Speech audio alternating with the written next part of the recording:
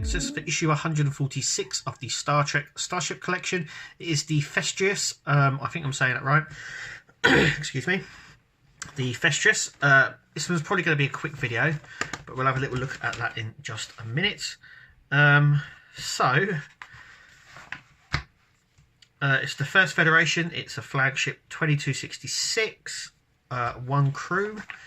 Yeah, so we get a bit of universe information about it. Obviously, it's quite famous for the alien and stuff like that.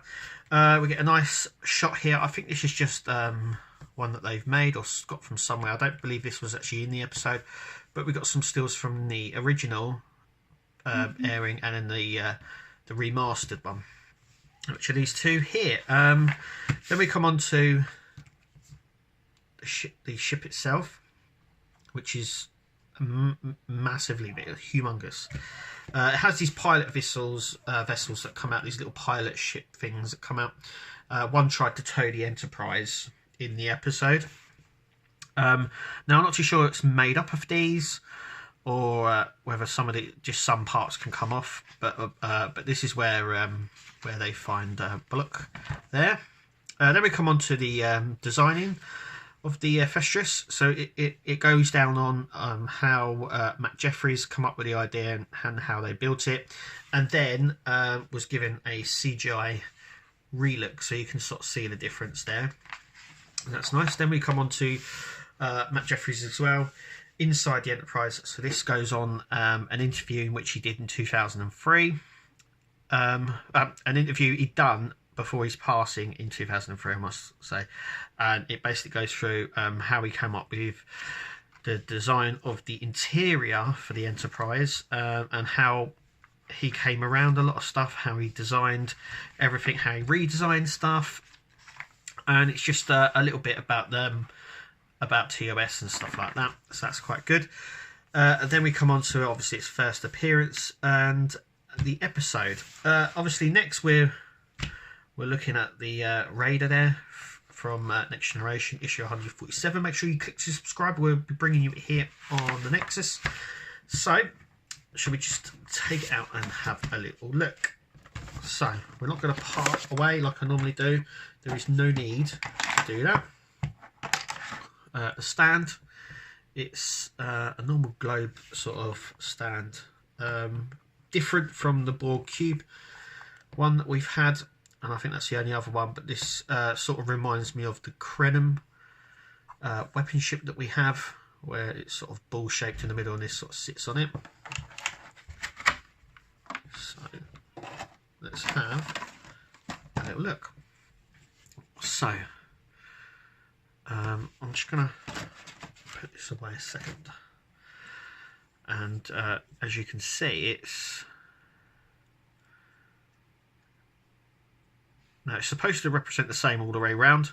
It is plastic, but it feels like there's a weight, a die-cast weight inside there.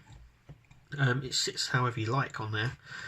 I think it'd be best if you sit it, because the actual model never has this ring going around it, and it's quite prominent. I mean, you can see it and it's quite visible. It was never on the actual model or the ship itself, this section. Obviously, this is how they've made the model. They've stuck two sections together like this. Yeah, but it is quite, you can see it, obviously, as you can see. Yeah, it's just got little lumps all over it. It's not really remarkable.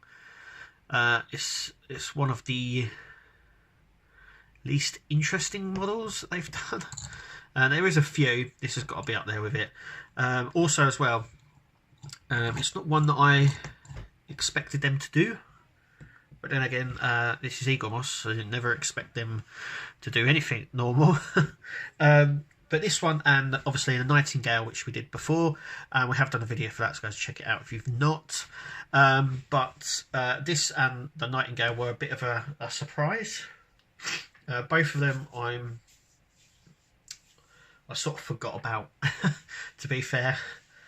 And they were a bit of a shock when Igor Moss said, "Oh, they're doing them." We're like, "Oh, all those ones," and this is definitely one of them. I know when this was mentioned, I did a bit of research, and yeah, it was just a sort of a weird.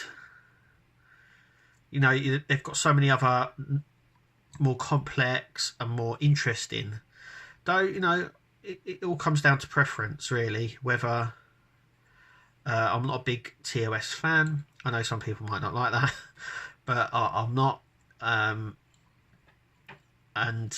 it's definitely one that I know if you're a big TOS fan, it's one that you would probably love. It would go well with the Enterprise TOS model as well.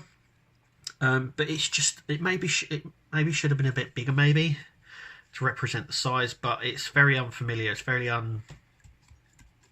mean, I could chuck it for the dogs, and they would catch it. Collectible. But yeah, it's got a bit of weight to it. It's all plastic, but there is a bit of weight to it. So there's a die cast block in there that we've had before with some of the ones that are completely plastic. Tend to find that there is like some sort of die cast in this. I mean, if I crack this open, there's probably a big lump of metal in there.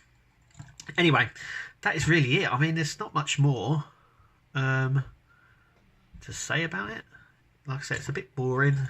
It was a bit strange, but there you go. It's in the set anyway. It's a nice addition if you love TOS. Brilliant.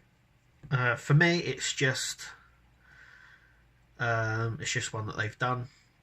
I don't have any feelings of it either way. I suppose in a way it completes the set, it completes the series. It's one of the ships. But anyway, that is the Fesarius. Anyway, thank you for watching. Remember to check out all our other videos. Remember to click subscribe. We do all these videos quite a lot. Anyway, thank you for checking us out, and we'll see you at the next video.